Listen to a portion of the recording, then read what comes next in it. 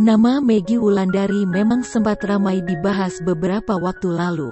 Pasalnya, Maggie risih dengan ucapan banyak orang tentang putrinya, Meisya Ardinda Delta. Meisya sedih sampai menangis lantaran selalu dibilang mirip dengan Kiwil.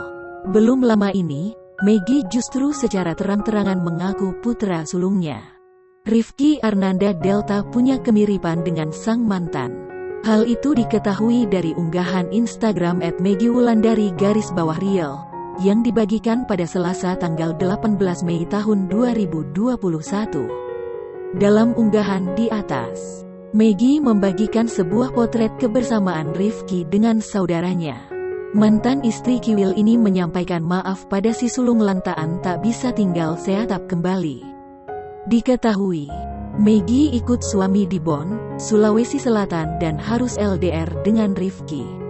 Postingan Maggie kemudian menarik perhatian beberapa warganet, termasuk menilai kemiripan Rifki Delta dengan ayah kandungnya, Kiwil. Tak membantah, Maggie mengaku jika si sulung sangat mirip dengan sang mantan suami.